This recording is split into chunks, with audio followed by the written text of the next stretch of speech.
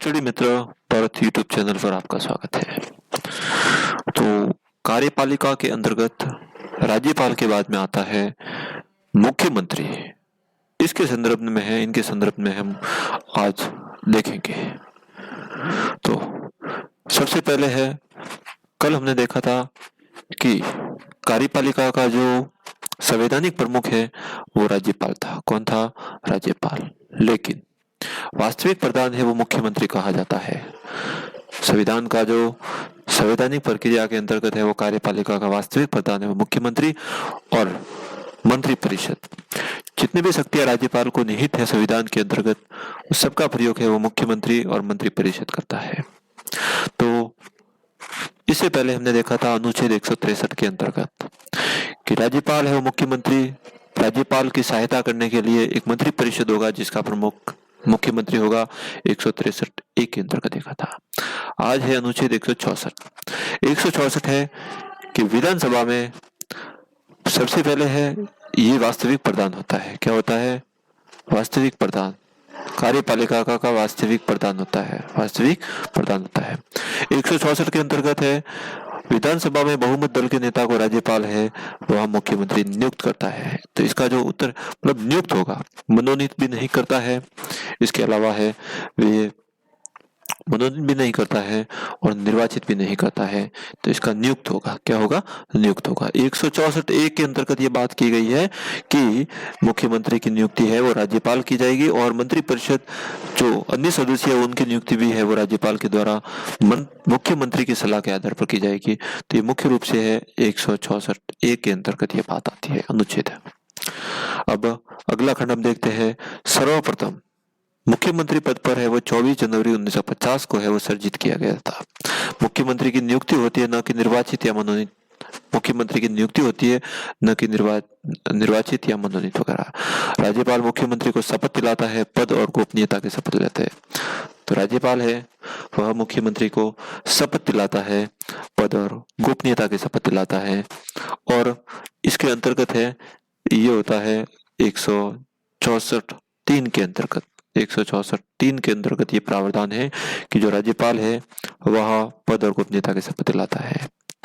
शपथ के संबंध में है संविधान की तीसरी अनुसूची में बात की गई है। किसमें? तीसरी अनुसूची। संविधान की तीसरी अनुसूची है, इसके अंतर्गत बात की गई है शपथ से संबंधित। कौन सी है?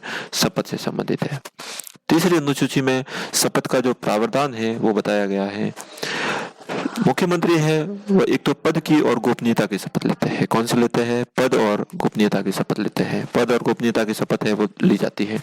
तीसरी अनुसूची में इसकी बात की गई है और इसके अंतर्गत है वो 164 अनुच्छेद आता है। 164 अनुच्छेद आता है।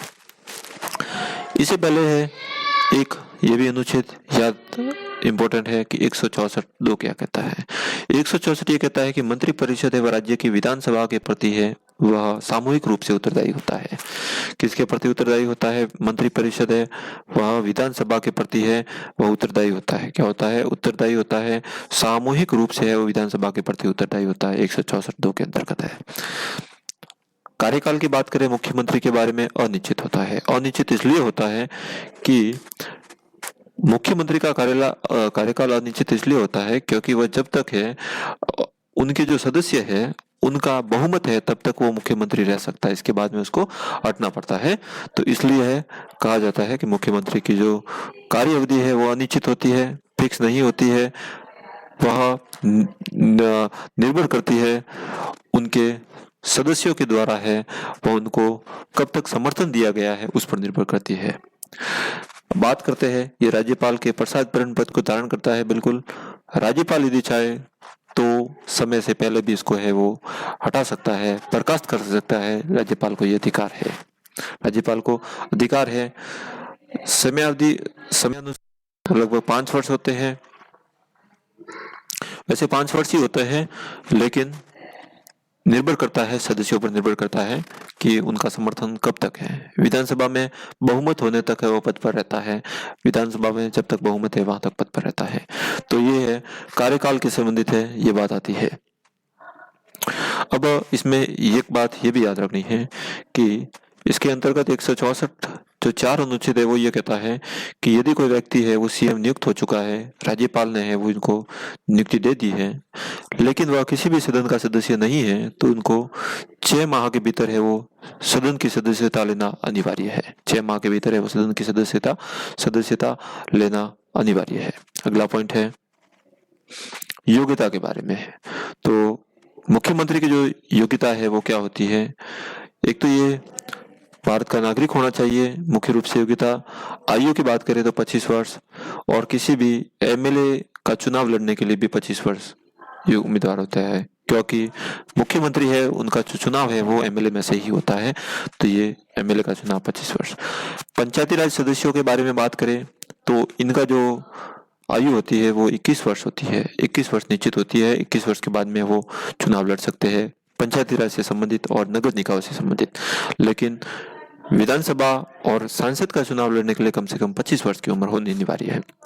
तीसरा योग्यता है विधानसभा का सदस्य बनने की योग्यता रखता हो। यदि वो व्यक्ति है वो विधानसभा सदस्य बनने की योग्यता वगैरह रखता हो, तो इसके संबंध में है ये बात आती है ये। अगला पॉइंट है, अगले पॉइंट से पहले है 165 5 अनुच्छेद के बारे में भी देख लेते हैं। ये बात करते हैं मुख्यमंत्री की या मंत्रियों की वगैरह वेतन और पदों से संबंधित बात करते हैं। किससे संबंधित है? वेतन और पदों से संबंधित या अन्य सुविधाओं से संबंधित है वो ये बात करता है, ये 165 5 के अंतर्गत।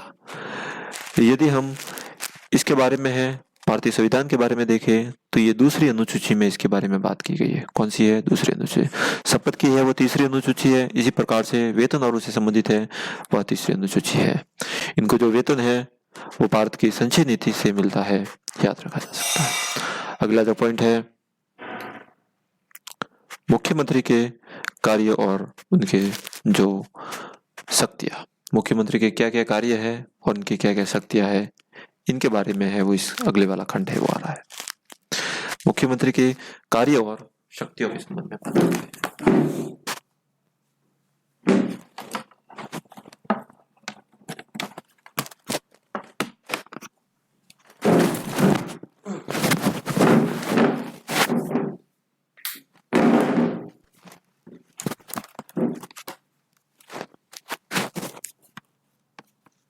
बात करते हैं मुख्यमंत्री के कार्य और शक्तियों के बारे में। तो मुख्यमंत्री की जो प्रमुख कार्य है वो राज्यपाल के जो कार्य होते हैं उनको ही करना है, ये मुख्य रूप से इनके कार्य है।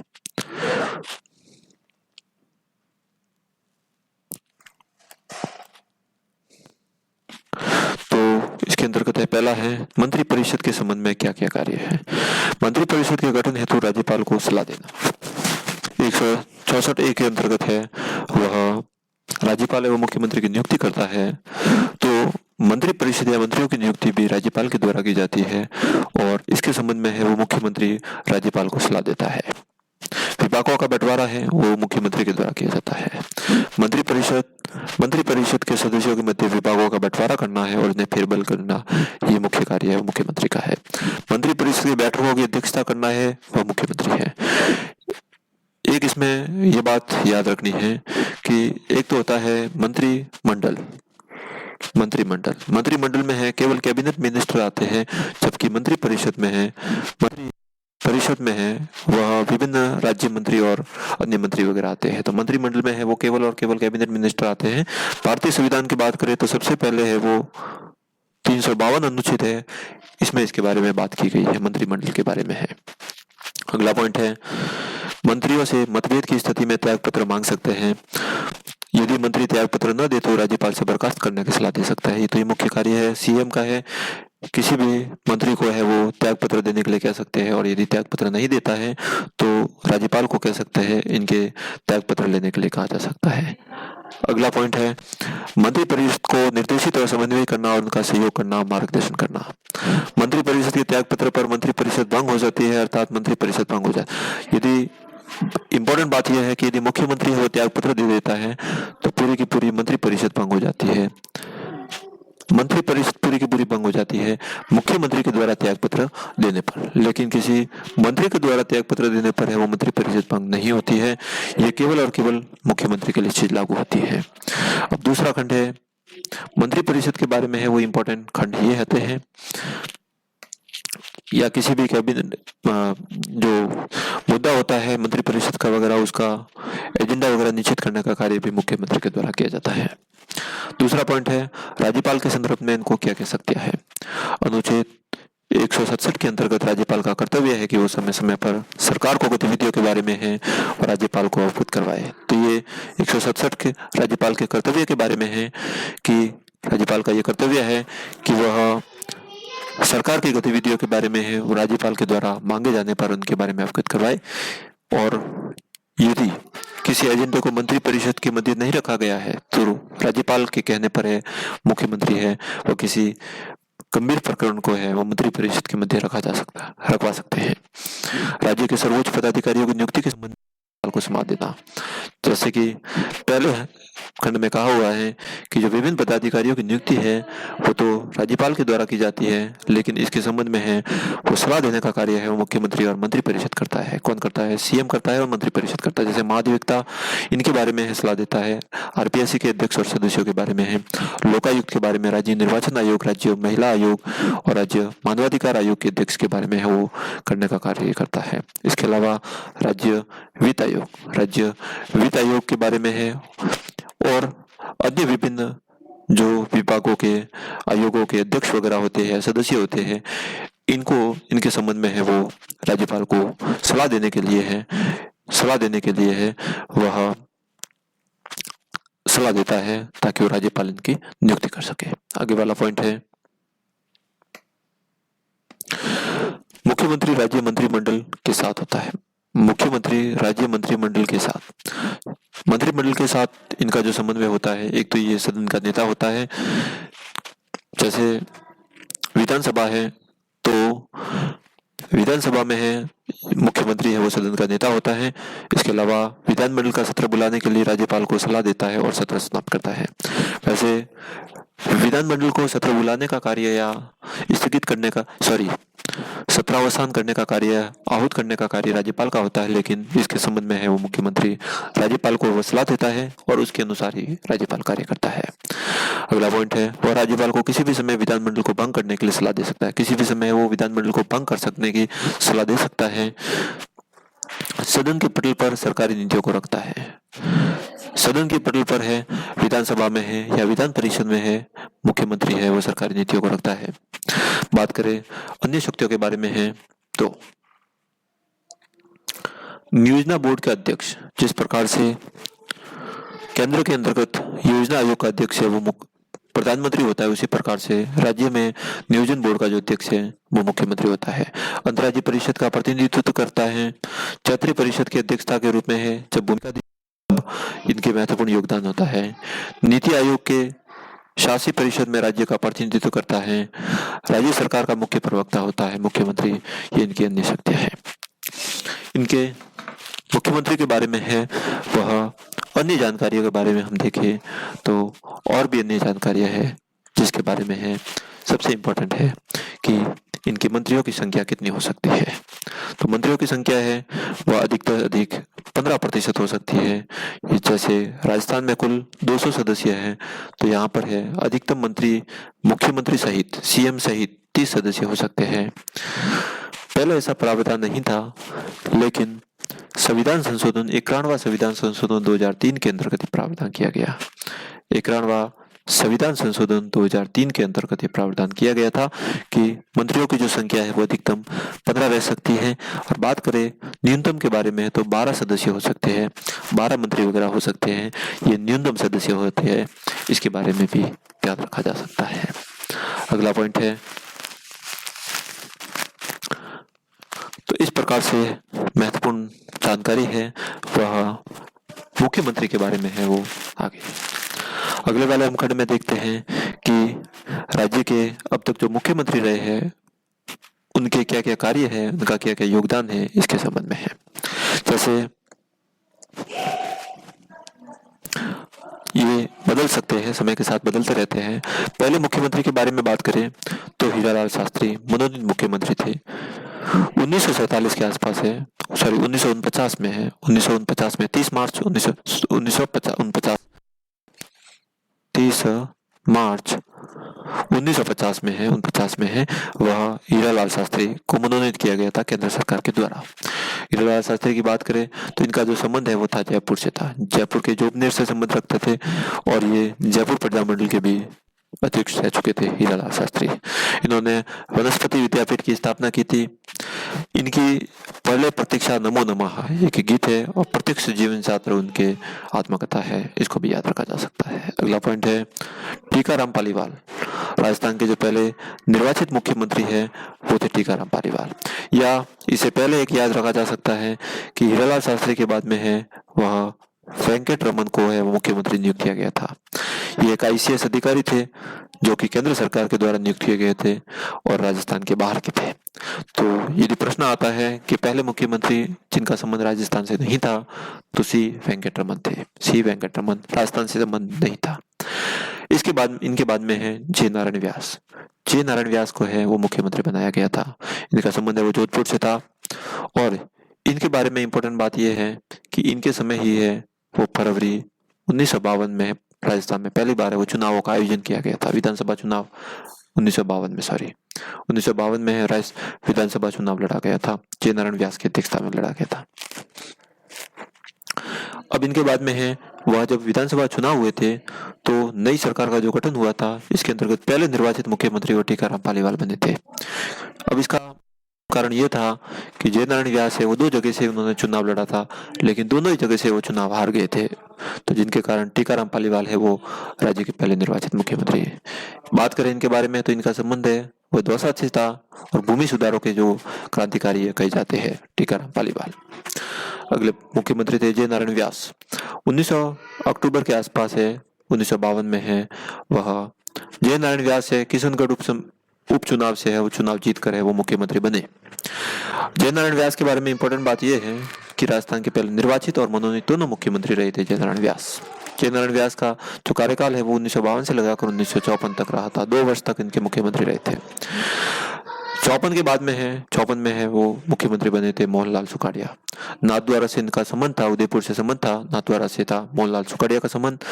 इनको आधुनिक राजस्थान का निर्माता कहे जाते हैं और ये लगभग है 13 नवंबर 1954 से लगाकर है 8 जुलाई 1971 तक, नवंबर है सॉरी यहाँ पर 1971 तक के मुख्यमंत्री रहे थे। तो लगभग 17 वर्ष तक मुख्यमंत्री बने थे। और सबसे लंबे कार्यकाल के बारे में बात करें राजस्थान में तो अभी तक जितने भी मुख्यमंत्री बने हैं इसमें सबसे लंबा कार्यकाल है वो जय नारायण व्यास का मिलता है, सॉरी मोहनलाल सुखाड़िया का मिलता है। आधुनिक राजस्थान के निर्माता कहे जाते हैं मोहनलाल सुखाड़िया, उदयपुर से इनका संबंध था। मोहनलाल सुखाड़िया के बारे इनके समय वो इंपॉर्टेंट घटना क्या क्या हुई थी ये भी याद रखा जा सकता है। एक तो है 1967 में संसदीय पद की व्यवस्था है वो राजस्थान में पहली बार शुरू की गई थी। संसदीय पद है वो मंत्री पद का हिस्सा नहीं होता है। अब इनको जो शपथ है दिलाने का कार्य मुख्यमंत्री करता है। इनको हटा भी मुख्यमंत्री सकता है, त्याग पत्र भी मुख्यमंत्री दे सकता है। तो संसदीय पद की व्यवस्था है पहली बार है 1967 में है वह। जो राष्ट्रपति शासन है वो भी मोहनलाल सुखाड़िया के समय लगा था। 1959 में है पंचायती राज व्यवस्था की जो शुभारंभ है वो भी मोहनलाल सुखाड़िया के मुख्यमंत्रित्व काल में नागौर में हुआ था। तो ये महत्वपूर्ण घटना है जो मोहनलाल सुखाड़िया से संबंधित है। मोहनलाल सुखाड़िया के बाद में है 1971 में है इनको है मुख्यमंत्री पद से जब हटाया गया था तो इनके बाद में मुख्यमंत्री बने थे और बरकतुल्ला खां बने थे। कौन थे? बरकतुल्ला खां। बरकतुल्ला खां को मुख्यमंत्री बनाया गया था। इनके बाद में है बरकतुल्ला खां 1971 में ये मुख्यमंत्री बने थे 1971 में और 1973 तक मुख्यमंत्री रहे थे। 1973 मुख्यमंत्री रहे थे। इनके समय एक तो भारत पाकिस्तान युद्ध हुआ था 1971 में हुआ था, ये याद रखा था। पद पर रहते हुए इनकी मृत्यु हो गई थी और पहले अल्पसंख्यक मुख्यमंत्री कहे जाते हैं। इनका पद पर रहते हुए मृत्यु हो गई थी और पहले अल्पसंख्यक मुख्यमंत्री। इनके समय महत्वपूर्ण घटना है वो भारत पाकिस्तान का युद्ध हुआ था। बरकतुल्ला खां के बाद में है वो मुख्यमंत्री बने थे हरिदेव जोशी थे। हरिदेव जोशी मुख्यमंत्री बने थे। हरिदेव जोशी। अब हरिदेव जोशी का जो संबंध है वो तो था बांसवाड़ा से था। ये लगभग 1973 से लगाकर 1977 तक मुख्यमंत्री बने थे। इनके समय है जो भारत का पहला आंतरिक अशांति के आधार पर जो आपातकाल लगा था वो इनके समय लगा था 1975 में लगा था, जून 1975 में। हरिदेव जोशी जिनका संबंध बांसवाड़ा से था और एकमात्र ऐसे विधायक थे जिन्होंने अपने कार्यकाल के पहले 10 चुनाव लगातार जीते थे हरिदेव जोशी। हरिदेव जोशी के बाद में 1977 के बाद में है 1977 से लगाकर है वह 1977 से लगाकर 19 मुख्यमंत्री बने थे, वो बने थे भैरों सिंह शेखावत। कौन बने थे? भैरों सिंह शेखावत बने थे। इनका संबंध है वो खासरियावाद सीकर से था और यह है भारत के बाद में उपराष्ट्रपति भी बने थे। ये राजस्थान के 3 बार है वो मुख्यमंत्री बने थे भैरों सिंह शेखावत। केवल और केवल एक बार अपना कार्यकाल पूरा किया था, 2 बार इन्होंने अपना कार्यकाल पूरा नहीं किया था। बात करते हैं पहले खंड के लिए इस समय बने थे, दूसरे खंड में है 1990 से लगाकर 1992 तक बने थे और तीसरे खंड में है वो 1993 से लगाकर 1998 तक मुख्यमंत्री बने थे। 3 बार मुख्यमंत्री बने थे। अंत्योदय अन्न योजना के जो जनक थे ये भैरों सिंह जी शेखावत थे और इनके बाद में है वो 2002 ईस्वी के आसपास इनको भारत का उपराष्ट्रपति बनाया गया था। भारत का 11वें उपराष्ट्रपति के पद पर है वो शोभायमान हुए थे भैरों सिंह जी शेखावत। भैरों सिंह जी शेखावत के बाद में है वो मुख्यमंत्री बने थे 1980 से लगाकर कुछ कालखंड के लिए है वो बने थे जगन्नाथ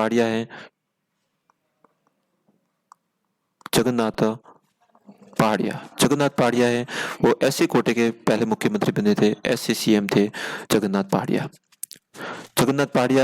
इन्होंने अपने पद से इस्तीफा दे दिया था। जगन्नाथ पहाड़िया के बाद में है वो शिव शरण माथुर को मुख्यमंत्री बनाया गया था। 1981 से लगाकर 1985 तक है वो शिव शरण माथुर बने थे। शिव शरण माथुर को मुख्यमंत्री बनाया। ये इनका जो मुख्य संबंध तो है वो एमपी से था। कहाँ से था? एमपी से था, लेकिन ये मुख्यमंत्री बने थे। इनने इस्तीफा इसलिए दिया था कि 1985 में है वो मानसिंह हत्याकांड हो गया था, वहां के एमएलए थे, इनकी हत्या काउंटर कर दिया था, गोलीबारी में है उनकी मृत्यु हो गई थी, जिसके कारण है वो माथुर मंत्री परिषद को बाद में इस्तीफा देना पड़ा। 1985 से लगाकर है वह 1988 तक है वो हरिदेव जोशी वापस मुख्यमंत्री बने थे। फिर 1988 से लगाकर 1989 तक है वो शिव शरण माथुर बने थे। 1989 से लगाकर है वह 1990 तक है वापस शिव शरण माथुर और हरिदेव जोशी मुख्यमंत्री बने थे। हरिदेव जोशी इस समय वापस जो मुख्यमंत्री बने थे उस समय वो असम के राज्यपाल थे, लेकिन वहां से इस्तीफा देकर है वो मुख्यमंत्री वापस बने थे हरिदेव जोशी। तो इस प्रकार से घटनाक्रम आता है। फिर 1992 से लगाकर है 98 तक है मुख्यमंत्री बने थे भैरों सिंह शेखावत। बीच में हीरालाल देवपुरा 1985 में मुख्यमंत्री बने थे और इनका सबसे कार्यकाल सबसे छोटा है 23 फरवरी 1985 से लगाकर 1 मार्च 1985 तक। बात करें 1998 से लगाकर 2003 तक मुख्यमंत्री बने थे, वो बने थे अशोक गहलोत है वो मुख्यमंत्री बने थे, जिनको मारवाड़ का गांधी भी कहा जाता है। 2003 से लगाकर 2005 तक राजस्थान की पहली मुख्यमंत्री है वो वसुंधरा राजे बनी थी। महिला मुख्यमंत्री है वो वसुंधरा राजे बनी थी, वसुंधरा राजे। फिर 2008 से लगाकर 2013 तक है वो अशोक गहलोत बने थे। फिर 2013 से लगाकर 2018 तक है वसुंधरा राजे बनी थी। फिर वापस 2018 से लगाकर 2023 तक है वो अशोक गहलोत बने थे। बात करें राष्ट्रपति शासन के बारे में है तो राष्ट्रपति शासन के बारे में हम बात करें तो राष्ट्रपति शासन है वो 4 बार लगा था।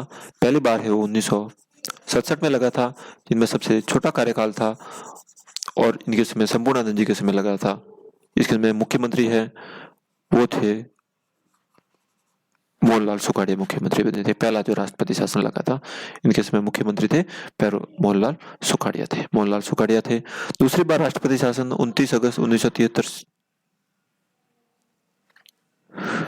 ये 77 से लगाकर 1977 तक मुख्यमंत्री है।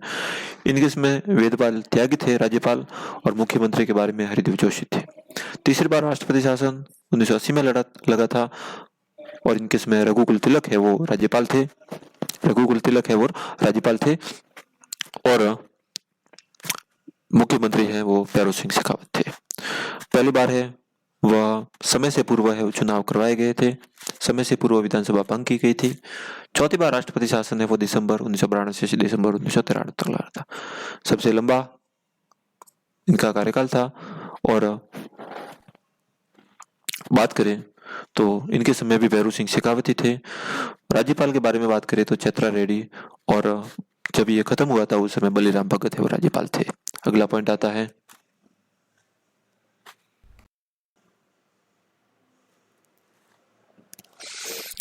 बात करें मंत्रिपरिषद के बारे में।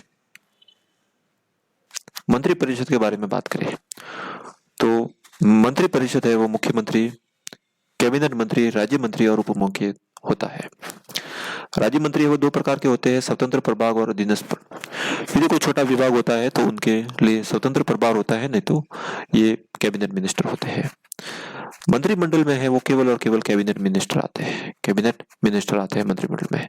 इसके बारे में है वो 352 अनुच्छेद में है वो संविधान में बात की गई है, 352 अनुच्छेद में बात की गई है, कैबिनेट मिनिस्टर के बारे में है। मंत्रिपरिषद में वो सभी आते हैं, राज्य मंत्री भी आते हैं, उप मंत्री भी आते हैं। बात करें एक संसदीय सचिव व्यवस्था और होती है, संसदीय सचिव व्यवस्था और होती है। असल में ये पहले नहीं थी, लेकिन मोहनलाल सुखाड़िया के समय 1967 में इस व्यवस्था को लागू किया गया था। संसदीय सचिव इसको कहते हैं, और इनकी जो नियुक्ति है वो मुख्यमंत्री के द्वारा की जाती है, त्याग पत्र भी मुख्यमंत्री देता है, और इनके संबंध में जितनी भी शक्तियां वो मुख्यमंत्री को प्राप्त है।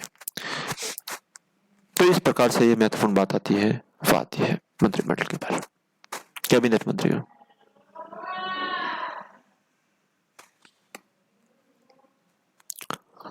अगला पॉइंट है, संसदीय सचिव का उल्लेख भारतीय संविधान में नहीं किया गया, क्योंकि इसका जो पहली बार प्रावधान है 1967 में किया गया था। अब मंत्रिपरिषद और मंत्रिमंडल में के मध्य क्या अंतर होता है? मंत्रिमंडल इसका भाग होता है, जबकि मंत्रिपरिषद इनका भाग नहीं होता है। इनकी संख्या विधानसभा के कुल सदस्यों की संख्या 15% से अधिक नहीं हो सकती है, जैसा कि 91वां संविधान संशोधन में बात की गई है, 2003 में है। इनमें ऐसी कोई व्यवस्था नहीं है। इनमें बैठक 3 माह में एक बार होती अनिवार्य है, और इसमें बैठक 1 सप्ताह में एक बार होती है। निर्णय की औपचारिकता निभाते हैं, और इसमें जो निर्णय लिया जाता है वो वास्तविक निर्णय लिया जाता है। तो ये बात आ गई है मुख्यमंत्री और मंत्रिपरिषद के बारे में है, वो इंपॉर्टेंट बातें हैं जिनके बारे में हमने बात कर ली है। अब बात करें इसमें कि सबसे जो लंबा कार्यकाल वाले मुख्यमंत्री हैं वो रहे हैं मोहनलाल सुखाड़िया, सबसे लंबा कार्यकाल है। सेकंड नंबर आता है वो आता है अशोक गहलोत का, अशोक गहलोत जी का सेकंड नंबर आता है। लगभग 15 वर्ष है इन्होंने मुख्यमंत्री के रूप में सेवाएं दी है। तीसरा नंबर है वो भैरू सिंह जी शेखावत का, भैरू सिंह शेखावत का। इनका कार्यकाल है वो लगभग 10 वर्ष से बढ़ाकर कोई 6-7 माह तक लगभग होगा। चौथे नंबर पर आता है वसुंधरा राजे, वसुंधरा राजे का कार्यकाल है वो 10 वर्ष है। 5वें नंबर पर है वह आते हैं हरिदेव जोशी, हरिदेव जोशी इनका जो कार्यकाल है वो लगभग 8 वर्ष है। ये 3 बार मुख्यमंत्री बने थे, लेकिन एक भी बार अपना कार्यकाल पूरा नहीं कर पाए थे। हरिदेव जोशी के बारे में ये इंपॉर्टेंट बात आती है। तो इस प्रकार से है वह, और एकमात्र ऐसे मुख्यमंत्री है जो उपराष्ट्रपति पद तक गए हैं, उनका नाम है भैरू सिंह शेखावत। तो इस प्रकार से है ये महत्वपूर्ण बातें हैं, और राजस्थान के मुख्यमंत्री के संबंध में है वो हो गई है। जगन्नाथ पहाड़िया के बारे में तो बता दिया कि ये पहले दलित कोटि के है वो मुख्यमंत्री बने थे, दलित मुख्यमंत्री थे जगन्नाथ पहाड़िया। तो ये इंपॉर्टेंट बात आती है। आगे वाले खंड में है वो और देखेंगे।